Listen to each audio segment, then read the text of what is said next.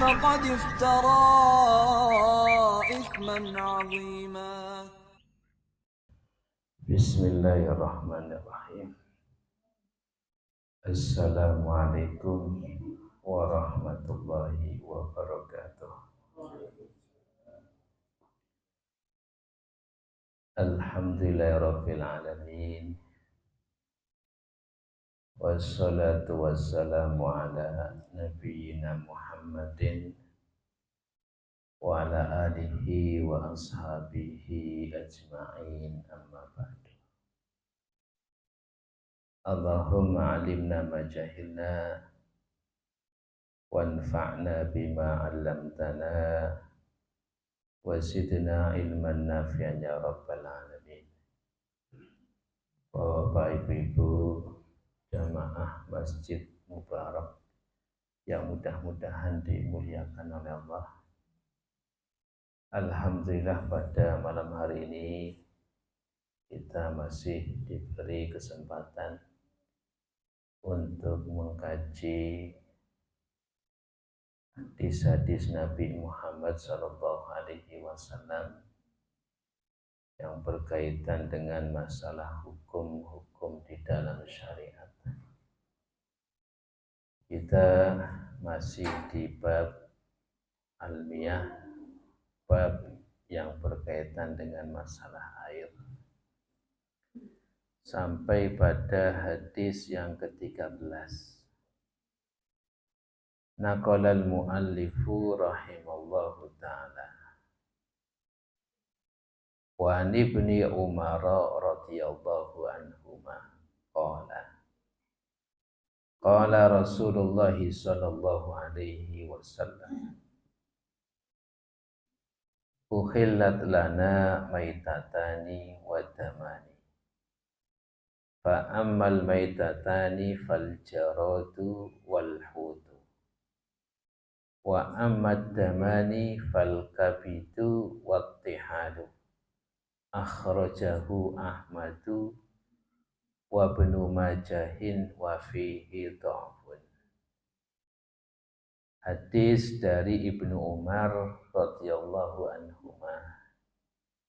Beliau berkata, qala Rasulullah sallallahu alaihi wasallam, telah bersabda Rasulullah sallallahu alaihi wasallam, uhillat lana maitatani wa damani, dihalalkan bagi kami maitatani wa damani, dua bangkai, wa damani dan dua darah. Uhillat lana maitatani wa damani, dihalalkan bagi kita maitatani dua bangkai, wadamani dan dua darah. Fa ammal maitatani fal jaradu wal hutu, adapun dua bangkai, fal jaradu wal hutu adalah bangkai belalang atau bangkai jenis serangga, wal hutu dan ikan. Wa ammad damani, adapun dua darah, fal kabidu yaitu hati, wattihalu dan limpa. Akhrajahu Ahmadu, hadis dikeluarkan oleh Imam Ahmad, wa ibnu Majahin dan Ibnu Majah, wa fihi dha'fun, dan di dalam hadis ini ada dha'f, ada kelemahan. Bapak Ibu yang mudah-mudahan dimuliakan oleh Allah Subhanahu wa taala. Di sini disebutkan wa fihi dha'fun, hadis ini ada kelemahan. Akan tetapi hadis ini bisa dipakai karena penjelasannya demikian. Secara sanad hadis ada salah satu rawi yang bernama Abdurrahman bin Zaid bin Aslam. Jadi ada seorang rawi namanya Abdurrahman bin Zaid bin Aslam, itu matrukul hadis. Jadi hadis yang dari riwayat Abdurrahman bin Zaid bin Aslam ini ditinggal, artinya tidak dipakai. Tapi hadis ini dipakai. Kenapa? Karena ada syawahid, ada penguat-penguat sehingga hadis ini bisa dipakai. Karena didukung oleh nas Al-Quran dan juga nas hadis yang lain. Ya. Kemudian ada yang mengatakan hadis ini karena adalah mauquf. Hadis mauquf itu hadis yang ada salah satu rawinya itu diloncati. Nah, akan tetapi mauquf ini dihukumi hukum rafa. Dihukumi sampai kepada Nabi Muhammad SAW. Karena ketika para sahabat mengatakan dihalalkan kepada kami, dihalalkan bagi kami, diharamkan bagi kami, itu berarti menisbatkan kepada Nabi dan tidak mungkin sahabat itu berbohong. Jadi ya kesimpulannya hadis ini meskipun ada kelemahan akan tetapi bisa dipakai karena ya ada sebagian ulama menghukumi hadis ini meskipun mauquf tapi derajatnya itu sampai kepada Nabi. Karena ucapan sahabat itu ketika mengucapkan dihalalkan bagi kami, diharamkan bagi kami, ini berarti sahabat menisbatkan kepada siapa? Rasul. Tidak mungkin sahabat itu berbohong. Nah, ini dalam kaitannya secara sanad hadis. Nah, kemudian penguatnya ketika Nabi Muhammad SAW mengatakan ya ketika matan hadisnya mengatakan dihalalkan bagi kita 2 bangkai dan 2 darah. 2 bangkai ini apa? Yaitu ya serangga, ya belalang dan ikan. Dan 2 darah. 2 darah ini apa? 2 darah ini adalah hati dan limpa. Nah, Bapak Ibu yang mudah-mudahan dimuliakan oleh Allah. Ketika disebutkan uhillat, ini artinya dihalalkan. Kalau dihalalkan berarti boleh dimakan, boleh digunakan. Nah, secara hukum maitah itu kalau kita terjemahkan adalah bangkai. Apa definisi bangkai? Definisi bangkai itu adalah hewan yang mati dengan sendirinya atau hewan yang disembelih bukan dengan cara yang syar'i. Ya, jadi hewan yang meninggal, ya, hewan yang mati tanpa sembelihan syar'i atau hewan yang mati dengan sendirinya. Misalnya hewan dipukul, dan ketika dipukul kemudian mati. Oh, berarti ini tidak disembelih, berarti ini adalah bangkai. Ayam sakit, kemudian mati. Nah, ayam yang mati ini menjadi apa? Bangkai. Kambing misalnya, kambing itu tertabrak oleh motor, jatuh, mati, maka kambing itu menjadi apa? Bangkai. Atau disembelih tapi tidak dengan cara yang syar'i. Misalnya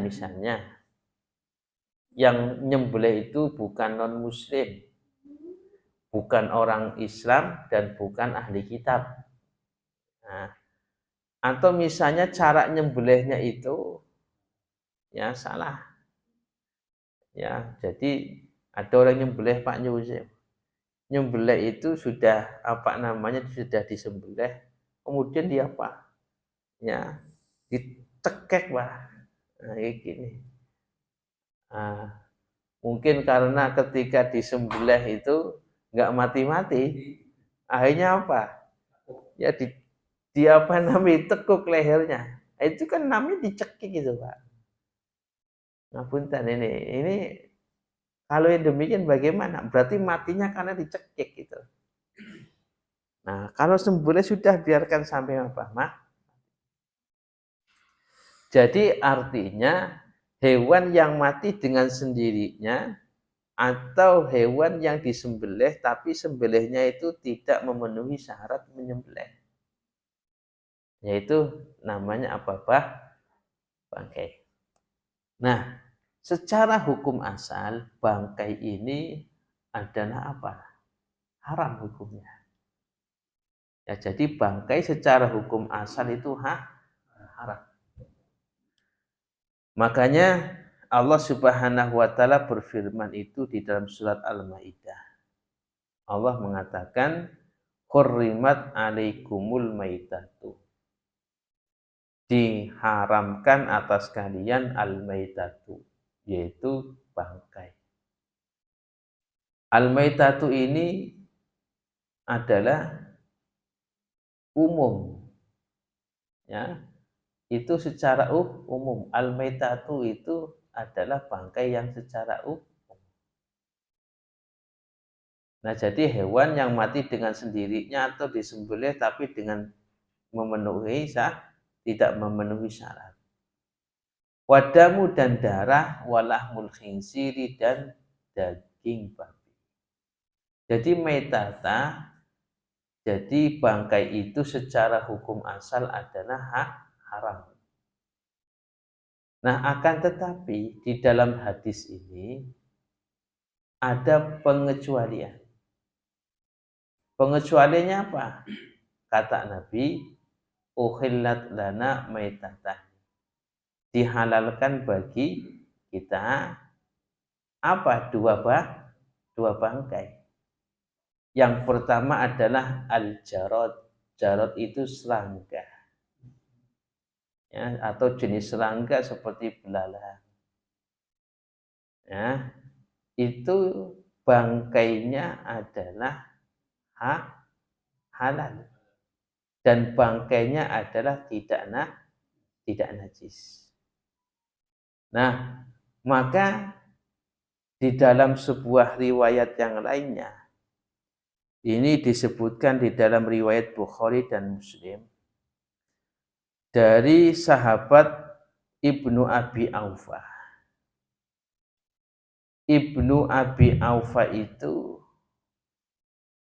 mengatakan, Ghazauna ma'a Rasulillahi sallallahu alaihi wasallam sitta ghazawatin aw sab'a ghazawatin na'kulul jabal. Kami dulu pernah ikut perang bersama Nabi. Jadi ikut perang bersama Nabi. Kata Ibnu Abi Aufa, ikut perang bersama Nabi. Ya sekitar 6 kali peperangan atau 7 kali peperangan. Yang mana pada peperangan tersebut nakulul jarod, kami itu makan ya serangga. Jadi makan serangga, belalang. Nah, laron itu juga termasuknya, Pak. Ya walang itu. Ya. Kalau yang memang di situ ada racunnya dan berbahaya itu tidak boleh. Ya karena haramnya itu karena racunnya. Ya, karena racunnya itu ada ilah yang apa namanya menyebabkan mudarat itu enggak. Nah, selama tidak memberikan mudarat maka dihukumi apa? Dan apa namanya boleh dimakan. Nah, kemudian bangkai yang kedua adalah bangkai ikan. Ini syamilun. Syamilun itu adalah mencakup semua jenis ikan. Ya, makanya apa namanya sudah kita belajar hadis yang pertama. Al-hillu maitatuh. Halal bangkainya. Nah, jadi ikan ini, bangkai ikan ini adalah halal dimakan. Semua jenis ikan. Ya, makanya di dalam surat Al-Maidah ayat 96 Allah Subhanahu wa taala berfirman, "Uhilla lakum saydul bahri wa ta'amuhu mata'an lakum walisayyarah." Uhilla lakum, dihalalkan bagi kalian saydul bahri, binatang buruan yang dari laut. Apa ya jenis ikan? Ya, ikan-ikan dan jenisnya. Wa ta'amuhu, dan makanan yang berasal dari laut. Mata'an lakum, sebagai makanan yang lezat bagi kalian, walisayyarah, dan orang-orang yang dalam perjalanan laut. Orang dalam perjalanan laut itu makannya ikan. Dan juga apa yang ada di dalam laut. Nah, itu bangkai ikan dan bangkai belalang itu hukumnya adalah halal dan hukumnya adalah suci. Maka ketika mau makan itu tidak perlu disembelih lagi. Ya, tidak perlu disembelih. Ikan juga tidak perlu disembelih. Ya, belalang juga tidak perlu disembelih. Ya, biarkan mati sendiri itu. Nah, jadi ini dua bangkai yang dikecualikan dari ayat. Ayat itu kan mengatakan diharamkan bagi kalian bangkai. Nah, kecuali dua bangkai ini, yaitu bangkai belalang dan bangkai ikan. Nah, makanya apa namanya, ada sahabat itu ya yang membawa bangkai bangkai kambing. Nah, ketika dibawa itu Nabi Muhammad SAW mengatakan, ya, kenapa enggak digunakan kulitnya itu? Ya, nanti ada bab sendiri. Jadi cuman dalam hadis ini mengandung maksud bahwasanya kalau kambing meskipun ya sebelum jadi bangkai itu ketika disembelih itu halal, tapi kalau sudah jadi bangkai ya sudah tidak boleh dimakan. Nah, ini dua bangkai yang boleh dimakan dan hukumnya adalah suci. Jadi kalau misalnya ada belalang, ya, walang, kemudian kemudian naron itu mati, di mana? Di air, airnya itu tidak menjadi najis meskipun airnya sedikit. Nah, kemudian wadaman, dihalalkan dua darah. Dua darah di sini apa? Kata Nabi di situ adalah al-kabidu watihal. Al-kabid itu adalah hati. Atihal itu adalah limpa. Nah, makanya yang kemarin yang nyembelih wedhus itu kan pasti yang bawa jeroan itu tahu itu. Mana limpa, mana hati. Ya, limpa, hati itu termasuk jeroan itu. Ya, termasuk jeroan. Kalau yang kabit itu hati yang coklatan Pak, itu namanya hati. Kalau linfa itu yang agak kemerahan. Ya. Nah, lebih padat hati daripada Ya, linfah. Nah, jadi itu asalnya adalah darah, Pak. Hati itu darah, linfah itu juga ada darah. Nah, jadi secara hukum asal darah itu ya haram. Nah, darah itu ya adalah hukumnya haram. Dan dikecualikan itu adalah hati dan linfah. Dan juga dikecualikan adalah darah yang ya artinya darah yang menempel pada daging. Ya, atau darah yang tersisa ya yang ada di tulang, yang ada di mana? Di daging. Kalau nyembelih kan biasanya ada darah yang itu kan. Nah, itu darah yang mutabako. Mutabako itu adalah tersisa. Ya, yang nempel daging, nempel tulang itu termasuk daripada hukum yang dimaafkan. Ya, makanya yang diharamkan itu jenis darah yang bagaimana? Makanya ketika Allah Subhanahu wa taala mengatakan wadamu dan darah itu dijelaskan pada ayat 145 surat Al-An'am itu adalah daman masfuhan. Daman masfuhan itu artinya darah yang mengucur. Jadi ketika disembelih kemudian darah itu memuncrat kemudian mengucur itu darah yang haram. Ketika hewan itu sudah mati, kemudian masih ada sisa darah di dalam, sisa darah itu ya itu dihukumi apa? Ma'fu, dimaafkan. Ya tidak mengapa. Karena ada beberapa riwayat itu mengatakan bahwasanya ketika Nabi Muhammad Shallallahu alaihi wasallam itu menyembelih kambing, menyembelih onta bersama para sahabatnya. Kemudian daging itu ada tulang-tulangnya itu dimasukkan ke dalam kider. Kider itu artinya kuali itu. Jadi di situ ada apa namanya darah itu sedikit, maka Nabi Muhammad SAW tidak melarang para sahabat untuk mencucinya. Nah, maka di sini darah yang haram dimakan adalah darah yang masfuhan.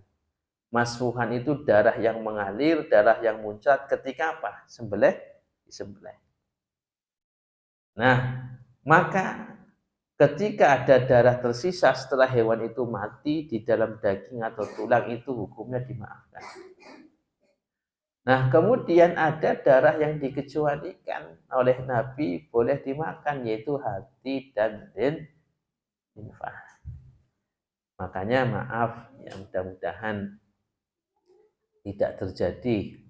Kadang-kadang ketika ada penjual ya, sate ataupun penjual apa itu ada darah itu dibekukan ya marus itu ya itu ketika darah nyembelih ayam atau nyembelih bebek atau nyembelih entok itu ketika disembelih kemudian darah yang mengalir itu dikumpulkan kemudian dibekukan ya setelah beku itu nanti di sate itu kan mirip hati itu Pak ya tapi rasanya beda Pak ya jadi apa namanya demikian jadi darah yang masfuhan ya yang mengalir kemudian itu bekukan dimakan haram hukumnya kalau mau makan ya sudah tadi hati atau linfah. Nah, maka Bapak Ibu yang mudah-mudahan dimuliakan oleh Allah Subhanahu wa taala, dari hadis ini ada beberapa kesimpulan hukum. Yang pertama, tahrimul maitati wa hadza mujma'un alaih. Haramnya bangkai. Dan ini diijmakan oleh para ulama. Jadi bangkai itu haram. Nah, kemudian hukum yang kedua. halalnya bangkai ikan dan bangkai belalang. Bangkai ikan dan bangkai belalang atau jenis serangga. Itu kalau jadi bangkai halal. Dan inilah yang dikecualikan dari bangkai. Jadi seperti saya katakan tadi, kalau makan ikan tidak perlu disembelih. Ya, kalau misalnya laron dibuat apa itu keripik, boleh enggak itu? Mirong. Jadi mirong. Enggak masalah. Ya. Nah, kemudian hukum yang ketiga, bangkai ikan dan bangkai serangga atau belalang itu tidaklah najis. Tidak najis. Nah, maka ketika bangkai ikan dan bangkai serangga ini masuk ke dalam air yang sedikit, maka airnya itu tidak menjadi najis. Kemudian berikutnya, hukum yang keempat, haramnya darah. Haramnya darah. Ya, karena berdasarkan nas Al-Qur'an ya hurimat alaikumul maitatu waddamu. Dan sudah saya jelaskan darah yang haram itu yang bagaimana, yaitu darah yang daman masfuhan, darah yang muncrat mengalir ketika hewan itu disembelih. Kalau hewan itu sudah mati, ada sisa darah itu dihukumi ma'fu, dimaafkan. Nah, dikecualikan dari darah, ini hukum yang kelima adalah hati dan linfah. Nah, ini hukum-hukum dari hadis yang ke-13. Nah, jadi yang berkaitan dengan hukum masalah bab air, ya tadi, ketika bangkai ikan, bangkai serangga, ketika nyemplung ke dalam air, airnya itu adalah sedikit misalnya, maka ini tidak menajiskan air. Nah, ini kaitannya dengan apa? Kaitannya dengan babul miyah, bab air. Nah, gitu. Nah, kemudian hadis yang ke-14. Wa an Abi Hurairah radhiyallahu anhu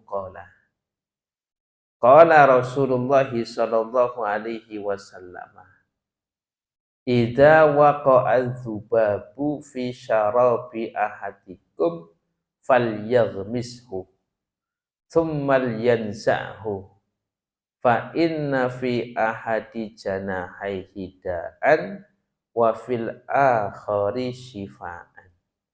Akhrajahul Bukhari wa Abu Dawud. Wa zada wa innahu yattaqi bijanahihi alladhi fihi da'u. Nah, ini hadis masalah lalat. Ya, kalau lalat itu termasuk hewan yang apa itu? Nah, hewan yang kotor, yang memang kita tidak bisa menghindarinya, Pak. Nah, wa an Abi Hurairah, dari sahabat Abu Hurairah radhiyallahu anhu, qala, ia berkata, qala Rasulullah sallallahu alaihi wasallam, telah bersabda Rasulullah sallallahu alaihi wasallam, idza waqa'a dzubabu, apabila ada seekor lalat itu jatuh, nyemplung, ya, fi syarabi ahadikum pada minuman salah satu di antara kalian, falyaghmisu maka celupkan atau tenggelamkan lalat itu. Tsummal yansahu kemudian angkat lalat tersebut. Fa inna fi ahadi janahaihi da'an. Karena sesungguhnya pada salah satu dari dua sayapnya da'an ada racun atau penyakit. Wa fil akhari syifaan dan pada sayap yang lainnya ada obat atau penawar. Hadis yang diriwayatkan Bukhari dan Abu Dawud. Nah, jadi kasusnya demikian. Ada lalat jatuh ke dalam minuman. Jadi ketika minumannya itu ya misalnya teh atau kopi atau misalnya air putih. Nah, kemudian ada lalat jatuh, misalnya lalat jatuh. Itu minumannya jangan dibuang. Ya. Minumannya jangan dibuang. Kalau lihat lalat itu apa? Kalau jatuh, ya ada lalat di situ, udah dicelupin aja sekalian. Ya. Kemudian nanti baru angkat lalat itu baru dibuang. Nah itu minumannya jangan dibuang, diminum aja nggak apa-apa. Ya. Ya. Jadi ini kata Nabi itu apa? Kalau ada lalat, entah itu di teh, entah di kopi, ya. Jadi lalatnya itu ketika kita lihat itu masih gerak-gerak itu langsung dicelupkan. Nah, kemudian baru diangkat. Nah, kemudian diminum aja kopinya atau tehnya itu. Ya kata Nabi ini, ya karena salah satunya sayapnya itu adalah ya penyakit, satunya adalah penawarnya. Nah, maka Nabi itu tidak merentahin di sini untuk dibuang, Pak. Ya, maka ini menunjukkan apa? Menunjukkan bahwasanya minuman itu masih apa? Masih bagus. Minuman itu masih bersih. Itu. Dan tidak membawa penyakit, Pak. Ya. Cuman ya itulah tadi. Ya, jadi tidak usah ragu-ragu ini ya, hadis Nabi demikian. Nah, makanya ada satu buku yang dikarang oleh dokter itu. Tapi dokternya itu dokter Eropa. Ya. Jadi dokter Eropa yang ngarang buku diterjemahkan dalam bahasa Arab itu menolak hadis ini, Pak. Ya. Kemudian dibantah lagi oleh ulama-ulama yang dari ulama-ulama Islam mengatakan ini adalah wahyu Allah. Jadi lalat itu diciptakan oleh siapa? Oh, Allah. Jadi Allah itu tahu, Pak, organ-organ yang ada di lalat. Mana yang racun, mana yang jadi penawar. Nah, jadi lalat itu ciptaan Allah meskipun kecil, Pak. Nah, maka meskipun demikian, tetap kita itu ya berhati-hati ya. Ketika ada minuman kita ya minuman kita tutup gitu. Ya.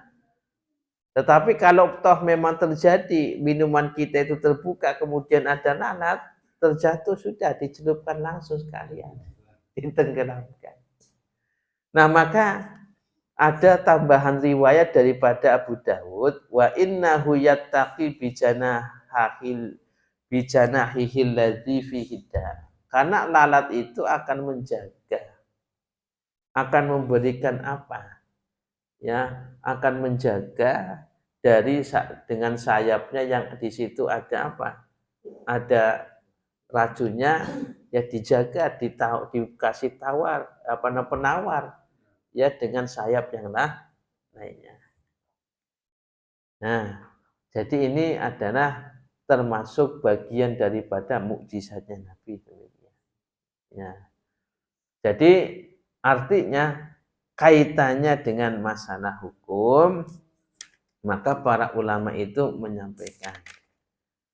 Yang pertama adalah disyariatkan. Ya, disyariatkan. Disyariatkan untuk apa? Untuk menenggelamkan lalat yang jatuh di minuman. Dan apa namanya, minuman tersebut, air tersebut masih suci. Ya, masih suci. Meskipun ya kalau memang jijik tidak usah diminum ya tidak masalah, tidak apa-apa. Ya, tapi kalau memang tidak mau diminum ya sudah dikasihkan orang lain.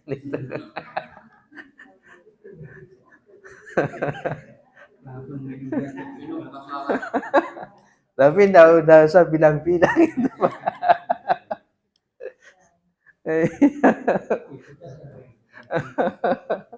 Ya, jadi tidak masalah. Ya. Ya kalau bapak ibu itu yang merasa jijik ya hukumnya suci, Pak. Nah, hukumnya bersih, Pak. Ini kata Nabi demikian. Ya kalau toh memang itu adalah kotor, kalau itu adalah najis, niscaya Nabi itu menjelaskan. Ya, niscaya Nabi itu menjelaskan. Cuma Nabi hanya mengatakan, kalau ada lalat cemplungin aja sekalian. Karena lalat itu punya dua sayap. Yang satu bawa racun, yang satu bawa penawar. Ya sudah. Nah, itu. Meskipun kita kalau jijik ya nggak minum nggak masalah, Pak. Ya. Nah, kemudian yang kedua. Fil hadisi dalilun ala tikhadhi asbabil wiqayah. Jadi di dalam hadis ini ada suatu dalil yang menunjukkan kita itu harus mengambil sebab kesembuhan. Ya, mengambil sebab kesembuhan ketika kita itu sakit. Makanya ketika lalat itu terjatuh ke dalam minuman, maka ditenggelamkan itu sebagai usaha kita untuk mencari penawar.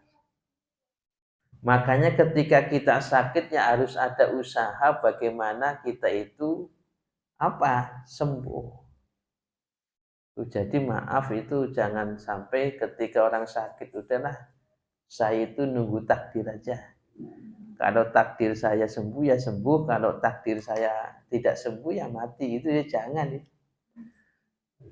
Ya harus berusaha. Makanya usaha kita itu untuk bisa menghilangkan racun atau penyakit yang dibawa oleh lalat dengan cara apa? Dengan cara menyemplungkan sekalian. Nah, artinya di dalam kaitan faidah hukum daripada hadis ini adalah kita itu diwajibkan untuk apa? Untuk mencari sebab kesembuhan. Ya, ketika ketika kita itu dalam keadaan sakit. Dan juga kita itu berusaha untuk menjaga diri kita itu dari penyakit. Kita nyuwun sewu, jangan sampai ketika di situ ya banyak orang yang terkena TBC misalnya. Ya, kemudian dengan mengatakan, enggak apa-apa kalau takdirnya kena ya saya kena. Nah, kalau enggak ya enggak. Kita itu diperintahkan untuk menjaga. Ketika belum sakit, kita itu diperintahkan untuk menjaga diri kita biar tidak kena penyakit. Ketika kita sudah terkena penyakit, maka kita diwajibkan untuk mencari, berusaha untuk sembuh. Adapun hasilnya diserahkan kepada Allah. Ya, pahamnya ini kaidah yang penting ini Bapak Ibu. Jadi ketika Nabi itu memerintahkan menenggelamkan, itu adalah perintah supaya kita itu menjaga diri kita itu supaya tidak kena penyakit. Dan juga di situ ada dalil bahwasanya ketika kita itu sakit, ya harus ada usaha untuk mencari kesembuhan. Nah, makanya Nabi Muhammad SAW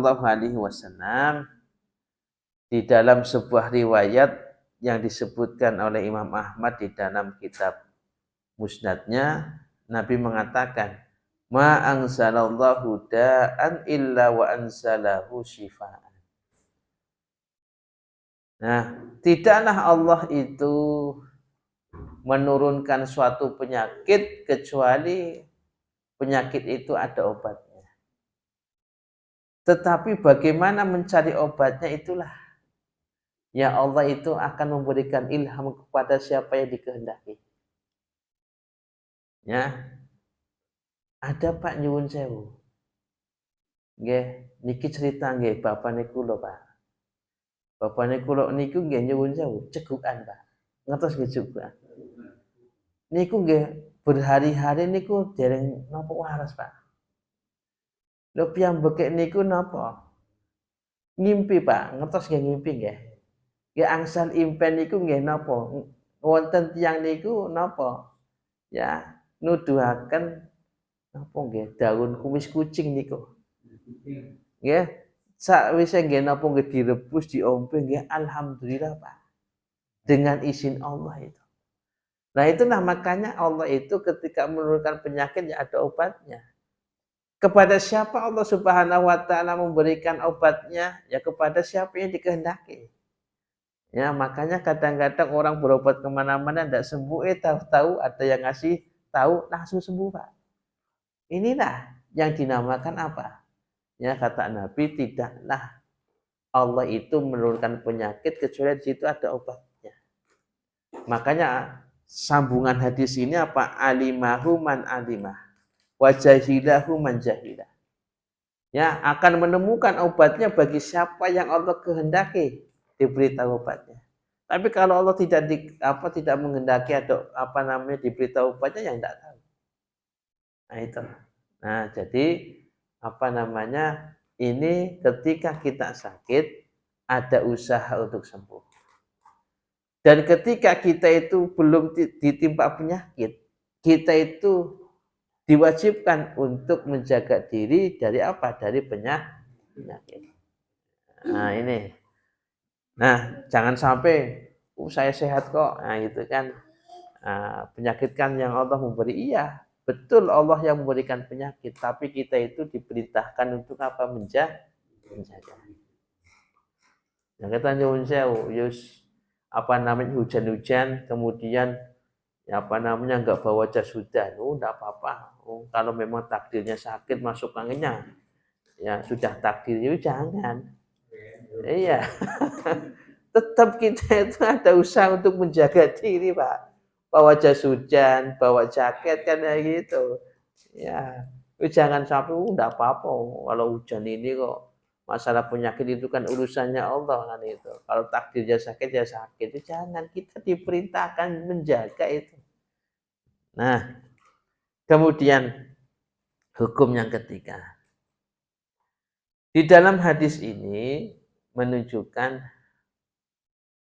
bolehnya membunuh hewan-hewan yang mengganggu, yang menyakiti minal hasyarati, dari hewan-hewan yang kecil itu. Ya, nyamuk, tidak masalah. Ya, semut kalau mengganggu ya dibunuh tidak apa-apa. Ya, kalau misalnya lagi sholat, ya Allahu Akbar, gigit di kita itu ini, ya. Kemudian kita membunuh nyamuk, membunuh semut. Kalau mengganggu itu tidak masalah. Ya gitu. Nah, jadi membunuh yang hasyarat, binatang-binatang yang kecil itu, ya kemudian membunuh belalang itu tidak masalah. Membunuh laron itu tidak masalah itu. Yang penting membunuhnya itu jangan menggunakan api, Pak. Yang ngapunten. Ya, membunuh semut, membunuh nyamuk, ya jangan pakai api, Pak. Ya maaf ini. Itu obat nyamuk. Kenapa? Obat nyamuk. Kalau obat nyamuk itu bukan api, Pak. Asap itu. Betul. Itu bukan api, Pak. Enggak ada asap, Ya. enggak ada api. Ya jadinya api tapi itu bukan api, Pak. Ya, itu. Jadi apa namanya, jangan pakai api. Biasanya kan maaf itu ada apa namanya, ada semut merah, Pak ya. Yang itu pakainya apa itu api itu. Jangan itu. Nah, makanya la yu'adzibu binari illa sahibuna. Nah, jadi kata Nabi, tidaklah membunuh, tidaklah mengazab, menyiksa dengan api kecuali apa? Ya, kecuali zat yang memiliki api itu. Siapa zat yang memiliki api? Yaitu Allah. Apalagi ini maaf, Pak, nyuwun sewu niki. Ada maling digebuki, sawise digebuki dibakar, nyuwun sewu, Pak. Ini haram apa namanya murakab ini, double haram ini. Ya. Ini maaf Pak, nyuwun sewu ini. Jadi yo maling ya nak, maling ya salah, Pak, salah. Tapi salahnya itu jangan sampai menyebabkan kematian, Pak. Jadi ini pendidikan buat warga ya, artinya jangan, Pak. Wong semut aja itu tidak boleh kita itu bunuh dengan apa? Dengan api, apalagi ini manusia, Pak, dibakar pakai bensin ini haram murakab ini. Ya, artinya apa? Ini haram, betul-betul haram, Pak. Ya, jadi mohon maaf, Pak, ini jangan sampai lah. Artinya kita itu sebagai manusia lah, Pak ya. Ya, sebagai manusia itu harus ada punya rasa. Yo kalau dibakar itu bagaimana itu? Ya, jadi maaf ini, jadi artinya boleh kita itu membunuh ya binatang yang memang mengganggu. Ya meskipun itu hasyarat, binatang-binatang kecil. Seperti semut, nyamuk itu tidak masalah. Akan tetapi tidak boleh kita membunuhnya itu dengan apa? Dengan api. Nah kemudian berikutnya, ketika lalat itu mati, lalat itu mati, kemudian lalat itu masuk ke dalam air, maka air itu tetap menjadi suci. Baik di minuman ataupun di bak ya, atau di kolam itu. Ya, di makanan juga dan najis itu makanannya. Ya. Kemudian yang terakhir, ini merupakan mukjizat Nabi Muhammad Shallallahu Alaihi Wasallam. Ya, meskipun ada yang apa namanya mengkritisi hadis ini, tapi kita sebagai orang beriman sudah apa yang disampaikan oleh Nabi, ya kita sami'na wa ata'na dan meyakini kebenarannya. Meskipun mungkin kita jijik ya tapi tetap kita harus meyakini ini adalah hal yang apa namanya benar. Tapi karena sudah isya kita akhiri apa namanya pembahasan ini, kita akhiri. Subhanakallahumma wa bihamdika asyhadu an la ilaha illa anta astaghfiruka wa atubu ilaik. Assalamualaikum warahmatullahi wabarakatuh. ومن يشرك بالله فقد افترى إثما عظيما